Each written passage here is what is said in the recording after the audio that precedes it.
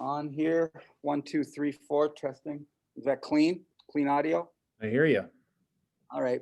I couldn't get in. I was getting a weird message from your Zoom invite that said I have to be a Zoom Authenticated user. I yeah, I I, got to be a real user or something like that. So it I took had me it like set up wrong.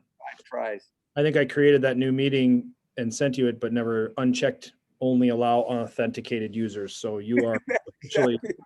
What do you use that for? For your students, authenticated users? You make it so that you Yeah. don't get So spam or whatever you call it, onlookers getting into your meetings? initially it was we were using Google Meets, and then because Zoom had security issues, and so one of the measures they put in was to do that within our network, like you have to have a GApps email and Google account, etc. So it's Yeah. been a little bit of a hindrance. Kids figured it out, like, oh, I can't be on my personal account, but for this kind of stuff, we figured it out last time, and then I created a new meeting and forgot to change it again. So it tells you how many guest speakers I've had, just a couple. We've done this with a few producers down here. A guy named Mike Tinez, Rubinsky Works. He's been doing video work off and on a lot for like 20 years down here. He owned the youth shelter supply, and now he's pretty much gone full-time AV. Does great stuff, beautiful stuff, and he's local. So we did one with him. Brian Lummel, who does Bitstream Productions in Sartell. He's new as of last year, but he's taken off because of the pandemic. He's doing any and everything from sporting events to funerals. He's been streaming funerals, weddings, all those kind of events. So he's super busy, and kids in the district left the full-time job, is doing this now full-time. So just that kind of, they're part of our advisory too, but those just connecting with them and what they're doing recently. So. Yeah, exactly. And I think that's such a prescient point that what you're experiencing with those people you just described, that is that the industry is exploding in those areas. Well, and I don't know, Mark, you could, I know you're trying to forecast this, but realistically, how long there's going to be a bubble on this, hopefully, where the pandemic work is going to fade. But what if we do it long enough to build a habit? Is it something where, well, we can't replace live streaming of high school sports because the grandma and grandpa in Arizona love watching this and they're willing to pay, and it's probably what it's going to go to is more of a pay-per-view, or we justify. We had 220 viewers at one time last night on our boys hockey game. So that's a significant amount of people that normally wouldn't all go to the game. There's no way, but we streamed all of our events last night. We had 4 events going, I think, simultaneously. So it's just become like the necessary for now, and then we'll decide later, I guess, what gets precedence. Maybe we do 1 per night. I don't know, but yes, we're seeing this in the short term. I don't know what you think about, if people are putting everything into this, is it going to turn into something else, or is it just going to fade really hard when we go back to normal? I think a lot of it's here to stay. I can't predict, you and I can't predict for sure, but like you said, sports, high school sports, Pee-wee hockey is exploding on pay-per-view right now. Those tournaments on the weekends at all these arenas are getting just mobs of viewers for those little Pee-wee hockey tournaments all over the state. Sure. So that's staying. I think the funerals and the weddings are here to stay as well. I think I did 3 weddings this summer, and they were all broadcast. And so people in the other city where the bride or the groom were from that couldn't come to Minnesota to the weddings were able to be part of the wedding live with the Zoom meetings. And the bride and the groom would go up to the camera where the camera was, and they'd say, hi grandma, hi grandpa, whatever, that kind of thing. It was just incredibly poignant. Yeah. I think things like that are here to stay for sure. And I think people need to be ready to, but some of it's going to go away, or the amount of it is going to go away. Sure. We're working with a company called Itasca Sports Marketing. Have you heard of them yet, Joe? No. Out of Minneapolis, a couple of guys, investment bankers, started this thing, and I think they're just killing it. It's hard to know for sure, but they have got about 70 arenas now wired with PTZ, power tilt and zoom cameras, unstaffed, unmanned cameras, 70 arenas, and they're all the big high school hockey programs in the state. And the cameras feed it all the way back to a central computer area where someone can run the game, and the cameras are all designed to follow the puck or follow the volley. So no camera operators.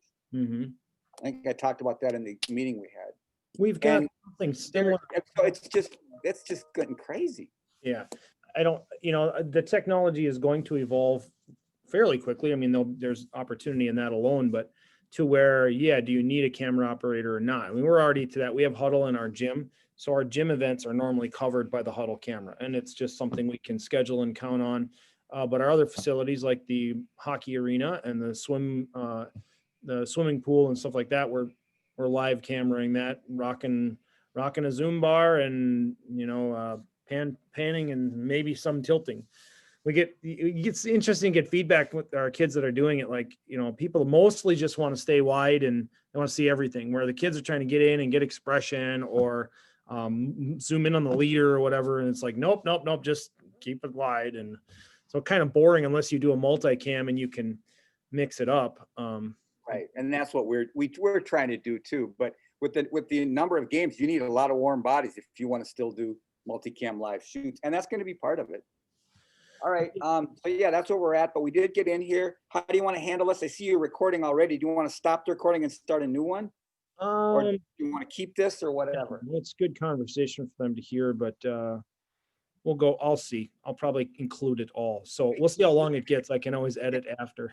I can't go real long anyhow because I got my class fires back up at 1 o'clock. Okay, so let's do this. Let's zoom out a little bit. I have a 12:45 as well. So let's zoom out a little bit and say Central Lakes College, because I talked yesterday to a student about this and they're like, where is that? Well, it's Brainerd and Staples campuses, right? Mm-hmm. Okay, and you're in the Brainerd campus. Part of this would be like, oh, we could visit the website and talk about the program. Within Brainerd, it's a technical college, and within Brainerd, there is a program called video production. Is that right? They call it videography. Videography, okay. And 2-year degree right now is the standard. I know you're looking at evolving that or doing different models of that possibly. Coming in about 1.5 years. Okay, and you're going to look at more of the I don't know, what are you calling it? A la carte or modular, we've been calling it. okay, so I want to learn about drones and everything there is to do with drone flight and shooting that or post-production editing. I want to learn about that, so I'm going to take a modular unit of this and learn that. Maybe it might have 4 classes in it. Okay, so right now if you enroll in it, you're going to get everything and rundown of everything. What is everything, Mark? I know you do studio work. I know you do field video work.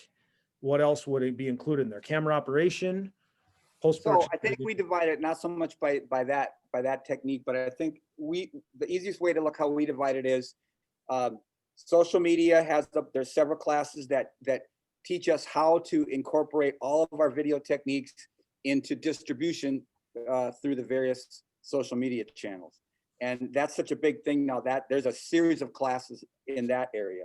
There's a series of classes in graphics and animation, especially motion graphics for TV After Effects, because all of our videos have to have lots of really clean, lots of really dramatic motion effects in it. And then there's a whole series of classes that are based on field production. And those are the camera classes, like the class called Camera Operations, which is an entry level, how to work professional cameras, like these. If you can see these here, no, you're not seeing that, are you? Yeah, can you pan me over a little bit? No, I can't. I'll just bring them over here. I had this all set up, but like I said, we just got here really late. Like this is one of the hottest new Blackmagic digital cinema cameras that high-end movie producers are making videos on, making their films on. And in your first year, you wouldn't be using a camera like this. You'd probably be using a DSLR or some type of camera like that. And then you would graduate up through higher and higher, more expensive cameras, more technical cameras to get to digital cinema. And our second year students right now are working on a project, a 4-week shoot on a feature short film that they're working in 2 groups of 4, and they're shooting their feature films on the Blackmagic digital cinema, pocket cinema camera. So there's a whole series of classes based a whole series of classes based on that. Mark, I just put this up on our screen to share. You just really talking about motion graphics, um, s- about connecting on social media, or basically what I would call step 5, which is your exhibit, review, reflect. How are you outputting your product and Correct. cross-platforming it? There are a few requirements that are, what would you say, generals, but really there's only a couple: composition 1 and practical writing, it looks like, and then everything else would be pretty much within your program. Correct. If you do the full 2-year program and get a degree, a 2-year degree, 60 credits, 45 of them are in video production and animation, Okay. and 15 of them are generals. And what you're looking at right there, everybody, is composition 1 or practical writing is a prerequisite just to generally get into the program, but specifically for our media script writing classes. Sure. And so other than that, the generals are your choice from the different main general areas. So we've got some videos that I can share here. I'll share this specific link out as part of this experience. I made a playlist for you the Great. other day that I'm going to send you a link to, and Okay. then you can share that with your students. It's just 3 short examples of some of the things that we specifically do. And I'll explain them real quick right now. So when you look at them, you can see there's a short example of a little bit of one of our newscasts, because our CLC newscasts are a big part of what we do here. We basically do the news of the school, like you guys have done there as well, and the news of the community around the school in a weekly live newscast that seems to, and then we show it on all the TV sets in the school, of course. And that is an important part of it. And there's a little clip from that. And in that, you'll see some of the things that we actually do here. Every student here has to take turns doing a weekly vlog for the college and a weekly vlog for the program that we're in. And there's an example of one of the weekly vlogs done by one of our students this fall. So we're constantly working that whole social media, how to get more viewers on social media thing.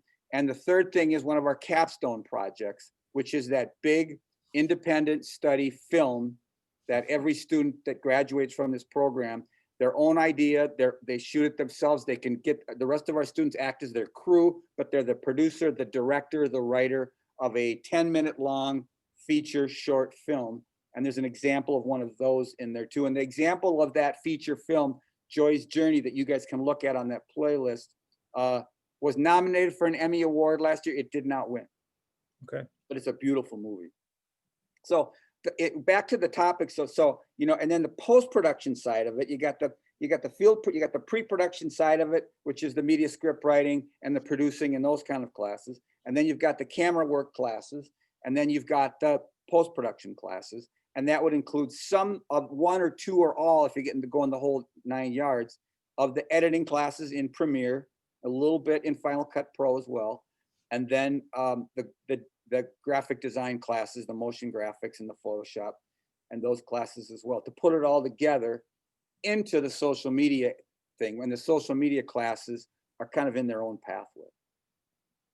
I know you've been at this a while, and we've talked a little bit, we've connected on students that have come from my program or our school up to you and other students too, but just some success stories. You've shared that typically when you come down in person and just it's a slide or whatever about where they're working, but just talking about placement, employment, and opportunity. I know there's been a constant need for people that have a passion for this and want to do it as a career.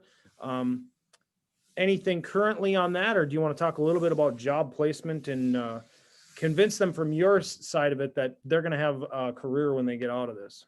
Yeah, I've got logged. If you let me, do I have screen sharing privileges here? Yeah, go ahead. In the middle there, there should be the middle of the toolbar. Yeah, I got it. I see it. I think it's this. This is a spreadsheet, so it's really boring, but it'll at least give the students some proof of what we're talking about here. And Joe, you've probably seen this before. But I've kept track of every graduate, or actually every person who's been in the program since it began. And so there are, I think, 9 different classes here. And any one of them that is in that maroon kind of mauve colored there is working somehow in the field at either a full-time or a part-time level.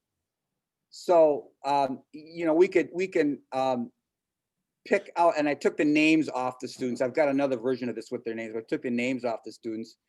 But Here's a student that's involved in high school sports broadcasting for the sports teams in St. Cloud. Here's a student that started as an internship with the Brainerd Chamber of Commerce and is now a full-time social media director for the Brainerd Chamber of Commerce. And most chambers of commerces are a great example of those areas where they're hiring videographers and editors now. They're to do their realizing work the for them. value and the need. Yeah, they get it. They need this stuff. And what I Uh, would point out, students, what I want you to take away from this is the level of one-on-one care and intimacy, I would say, or concern. This is the kind of value you get out of a program of this size. You're not going to the U of M with 60,000 students, but I can guarantee you the U of M does not track their students to the individual. And that's just something that I've always admired about you, Mark, is that you build a relationship with every kid and you have a genuine concern about where are you going from here. And obviously it's how you build a great program too, because you can network with them. You get opportunities to, just continue to build those relationships, or it's mutually beneficial. I see that a little bit, but there's a lot of, what would I say, disconnect between high school and where they land. Social media keeps us connected, but for you, it's really, okay, where are you going next? So yeah, and a ton of stuff in here. Real estate, when we talk about the opportunities there to photo and video virtual tours and how that became Crazy, yep. necessary all of a sudden. We talked a little about drone operation and just how that's changed real estate. And we probably don't even know what drones are going to be doing 5 years from now, but No, we don't. But we know they'll be taking more and more pictures for different organizations. And it's not just real estate. I mean, construction, architecture firms, they're all hiring drone operators left and right now because it's just a never ending growth field. Last year's graduating class, by the way, not very good because of COVID. There's very few people doing internships. There's very few people adding to their staff. So we're going through a tough period right now. So I don't have a lot on last year's class. But as you can see, this was, as of 2020, 59 of the 94 students were or still are employed in the field, and that's 64%. Now, you can say 64% is great. You could say it's not that great, but it really is for the media industry because a lot of colleges have a hard time getting people placed. And it is because we're small. It's because we're 10 to 12 students a year. It's because the students meet the people that I work with in the industry and they get to talk to those people in the industry. I bring guest speakers in here all the time too, Joe. And at the end of their presentation, they usually sit down and give their cards out to all 12 students. And several of my students have gone back and spent like shadow days where you hang out all day with the person and thing. And that's that network. That's that connection to jobs. Mm-hmm. I've got a young woman right now that graduated 2 years ago, and her and I are working directly to get her placed with this company I talked about earlier, Itasca Sports Marketing, because they need someone that's really into sports and high school sports, and she is, to be their coordinator for all these hundreds and hundreds of hockey games and volleyball games and softball games that they're going to be doing over the next couple of years, because they're just exploding there. And she hasn't been hired yet, but it's getting close, and it's because we developed a relationship. Yeah, this is good stuff, and I think it's compelling on, not just if you have an interest in it, but I would never want to steer students towards, I use music, and I don't want to beat up on them, but like performing arts, singing for a living, right? There's just not a lot of careers that you can sing full time. It's wonderful as a pastime. It's wonderful to grow yourself in it, to gain confidence, but when it comes to job opportunities, I would hesitate to tell students, hey, you can find a career in music easily. It's very difficult. Whereas this, and there's long shot careers all around us. There is. And you if you work hard at it, sure. But if you came in and apply yourself to this program, and if I gave you, another analogy I use is we have a lot of kids who want to be physical therapists and doctors. And the reality is if you had the choice between being a mediocre doctor or one of the top 5% of videographers, what would you choose? And, coming out of your program, they're going to be apex, everybody wants them. Like, you're going to never look for a job. But oftentimes it's I want to go get a 4-year or an 8-year degree, and I want to be a neurosurgeon. And the reality is nobody wants a mediocre neurosurgeon. They make podcasts about that. The Dr. Death podcast. Have you listened to that one? Fascinating. Absolutely fascinating. Guy basically skated through med school and with less than 100 surgeries in his residency, and then ended up killing or maiming like 33 people in his first 2 years. And nobody caught this. He, nobody, until finally some doctors got together, some neurosurgeons, and they were like, this is awful. Interesting podcast. That whole world of producing content podcast wise, I mean, this is a viral big one. Just fascinating too, right? There's opportunities there where you've got a pursuit or a story. The last ones we had about the Jacob Wetterling abduction and how that led to his discovery. I mean, you think of the power of just an audio recording and the ability to research and pull together those evidences and those audio files. And I know you don't do a lot directly with that, but anybody coming out of your program could run with podcasting, I would think. I mean, you could do that all day. But that's a big part of the social media platform that we're creating here and are growing as you and I speak, because you're on our advisory board. Those kinds of, we have to train people for those kinds of opportunities.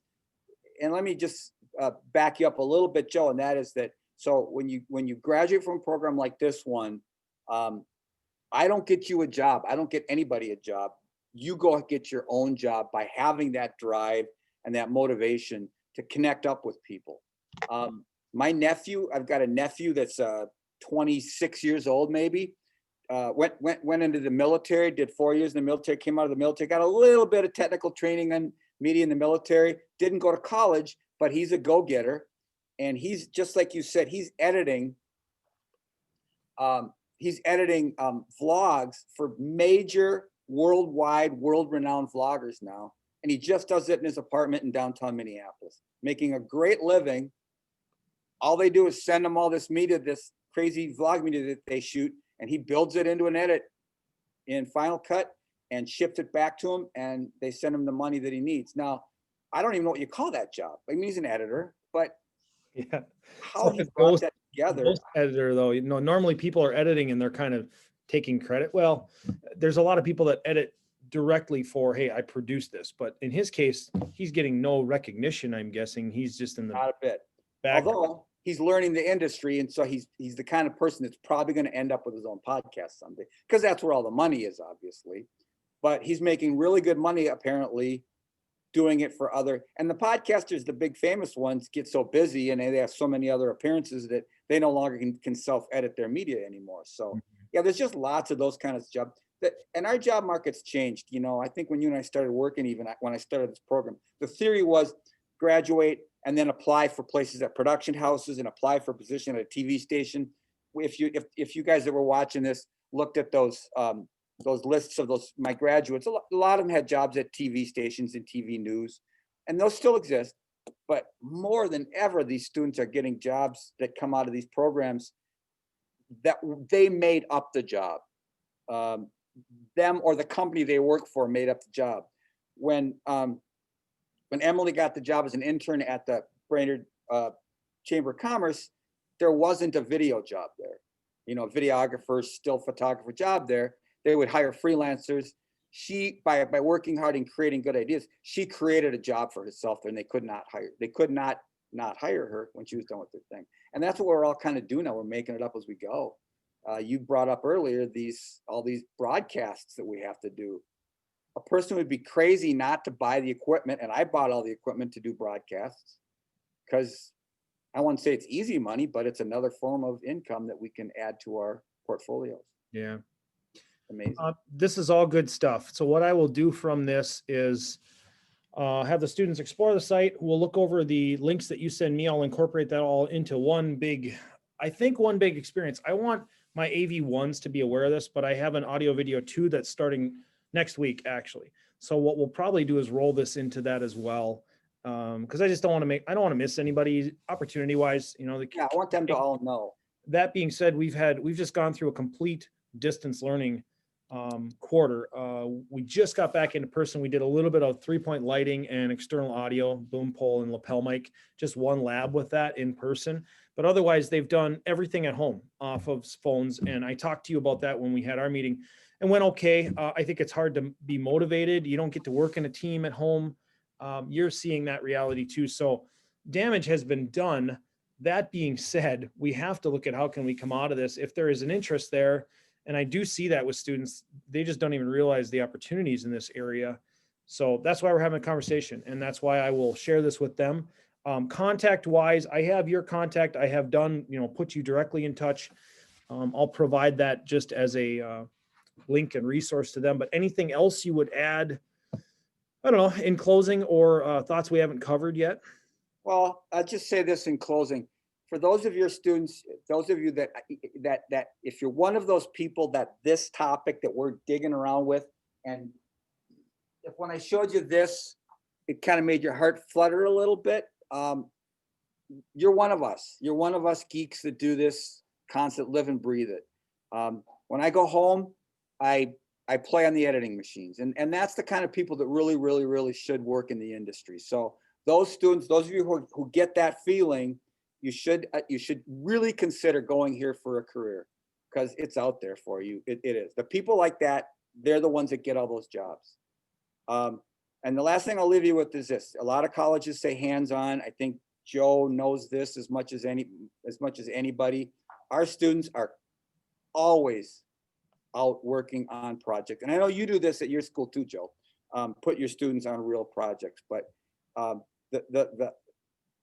the curve from doing like made for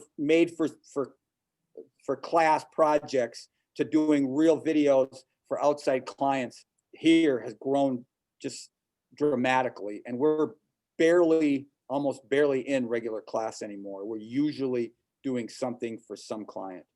And so this program, I think, as much as any that I've ever compared it to, creates the most realistic production environment that you could find anywhere. So that's my final pitch.